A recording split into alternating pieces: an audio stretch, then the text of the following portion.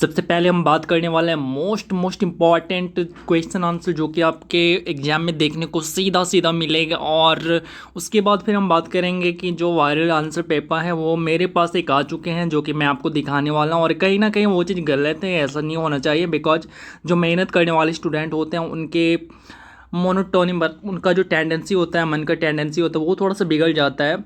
सो हमें इसके साथ आना पड़ेगा, साथ खड़ा होना पड़ेगा इसके खिलाफ। सो चलिए हम सबसे पहले क्वेश्चन आंसर देख लेते हैं और उसके बाद मैं आपको वायरल आंसर पेपर दिखाऊंगा। उसका अगर आपको पीडीएफ चाहिए तो मैं टेलीग्राम में अवेलेबल करा दूंगा और टेलीग्राम का लिंक आपको वीडियो के डिस्क्रिप्शन में मिल जाएगा। तो चलिए हम देखते हैं।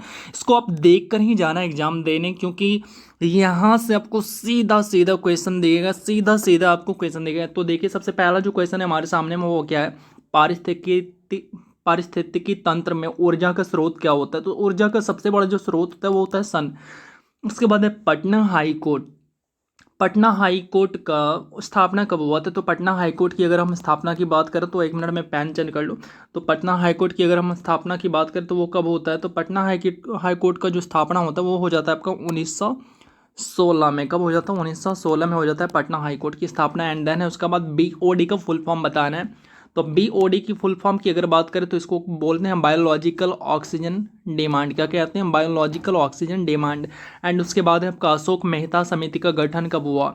तो अशोक मेहता समिति का जो गठन होता है वो होता है आपको 1977 में। और इसी तरह से एक और आयोग है जो कि बहुत इंपॉर्टेंट, वो है आपका फाजल अली आयोग, जो कि आपका 1953 ईस्वी में आता है, फाजल अली आयोग। उसको भी आप ध्यान में रखना। और उसके बाद है अवनी लेखरा, जो कि आपको पता है कि टोक्यो 2020 का पैरा ओलंपिक जो कि अभी 21 में हो रहे थे कोविड के कारण, तो उसकी बात कर रहा कि अवनी लेखरा को 2020 पैरा ओलंपिक में कौन सा मेडल मिला था। तो आपको पता होगा कि इनको दो मेडल मिला था। एक तो इनको गोल्ड मेडल मिला था 10 मीटर एयर पिस्टल शूटिंग में, और उसके बाद कांस्य भी मिला था। तो दो पदक इनको मिलता है। और उसके बाद है यहाँ पे और किस खेल से हैं, तो शूटिंग से आप मतलब इसको ध्यान में रखिएगा। और मेनली आपको राज्य पूछा जाएगा किस राज्य से हैं, तो वो है आपका जयपुर राजस्थान से। उसके बाद है रेड डाटा बुक। आपने भी सुना होगा, आपने भी पढ़ा होगा रेड डाटा बुक, जो कि आईयूसीएन के द्वारा ये जारी किया जाता है ये बुक।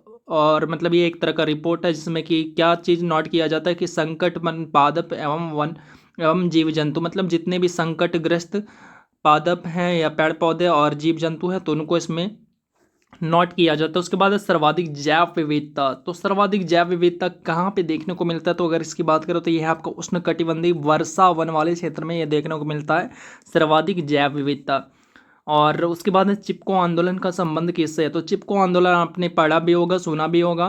तो इनका जो संबंध है वो है आपका वन कटाई के खिलाफ ये आंदोलन था, जो कि लोग पेड़ों को बचाने के लिए यानी कटने से बचाने के लिए पेड़ में चिपक जाते थे और ये कहा करते थे कि पेड़ों को काटने से पहले क्या करो, मुझे काटो एंड देन तुम क्या करना, पेड़ को काटना। उसके बाद है आपका विश्व पर्यावरण दिवस कब मनाया जाता है। तो विश्व पर्यावरण दिवस जो मनाया जाता है वो आपका 5 जून को मनाया जाता है। और इसका इम्पॉर्टेंट है थीम, तो आप इसका थीम भी याद रख लेना।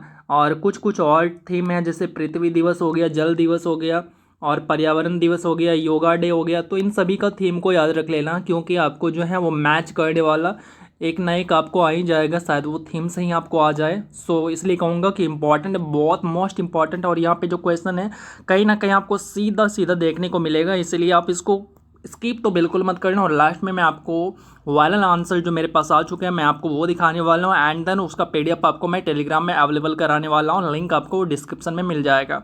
इसके बाद में विश्व जल दिवस कब मनाया जाता है। तो विश्व जल दिवस जो मनाया जाता है वो आपका 22 मार्च को मनाया जाता है, ये ध्यान में रखना।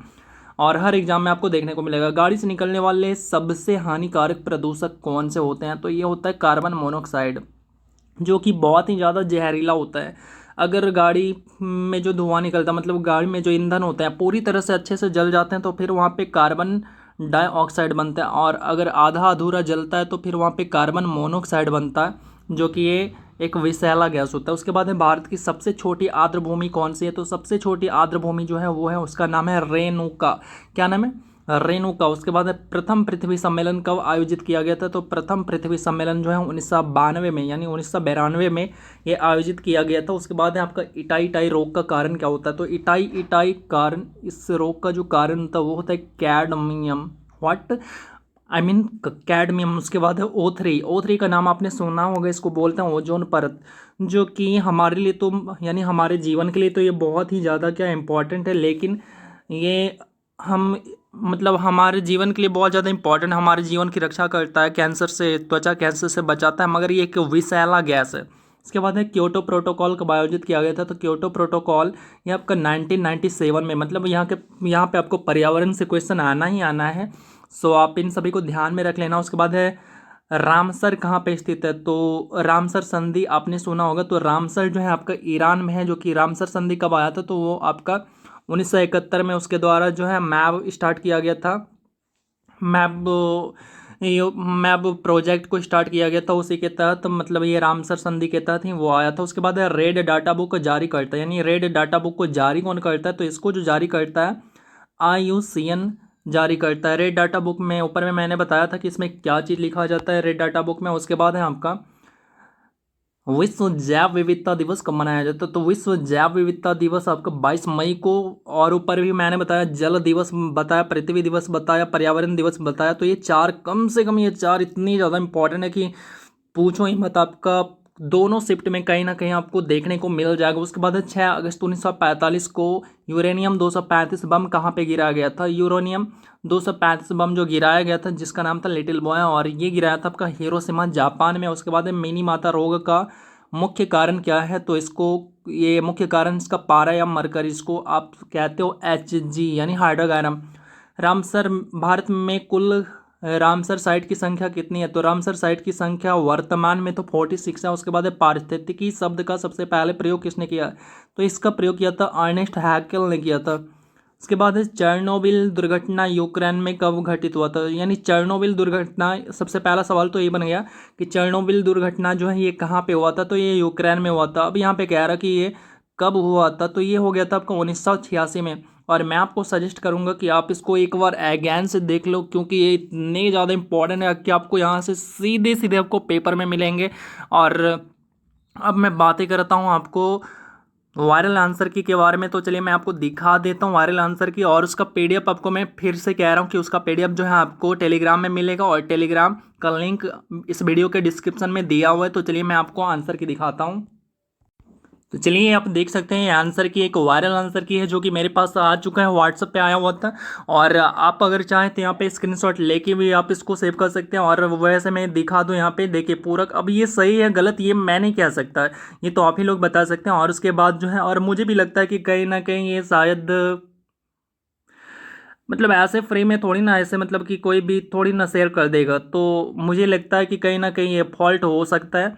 बाकी मैं ये नहीं कह सकता, और जो भी हो फॉल्ट हो या फिर सही हो, फिर भी ये गलत है तो गलत है, और आप सभी को एक साथ इसके खिलाफ आना पड़ेगा ताकि ये सब चीज़ें रुके और उन्हीं का सिलेक्शन हो जो कि मेहनत करते हैं और अपने दिन रात मेहनत करके कहीं ना कहीं अपना सपना देखते हैं, तो उन्हीं का सिलेक्शन होना चाहिए।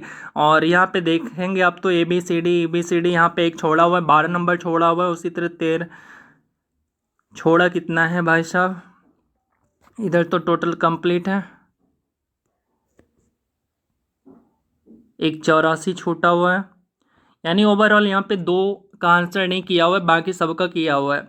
अब ये सही है गलत है ये तो मुझे पता नहीं, बाकी वो आप सभी बताएं ना। और उसके बाद आप सभी को एग्जाम के लिए बेस्ट ऑफ लक। और अगर आपको इसका PDF चाहिए तो मैं इस PDF को टेलीग्राम में शेयर किया हूँ, और आप जो है टेलीग्राम में जुड़ने के लिए लिंक डिस्क्रिप्शन में आप उसको ज्वाइन कर लेना। तो चलिए आप सभी को बेस्ट ऑफ लक, और आप कितने स्कोर करके आते हैं वो हमें कमेंट करके ज़रूर बताना। तो मिलते हैं अगले वीडियो में। और कल मैं आपको दिखाने वाला हूँ लाइव की बिहार में जो एग्ज़ाम होते हैं, एग्ज़ाम में हॉल के अंदर जाने से पहले जो है क्या होता है वो कंडीशन मैं आपको दिखाने वाला हूँ इसी चैनल पे। सो आप अपना प्यार एंड सपोर्ट हमें दिखाते रहना। तो चलिए हम मिलते हैं फिर अगले वीडियो में, तब तक आप अपना ख्याल रखना। जय हिंद।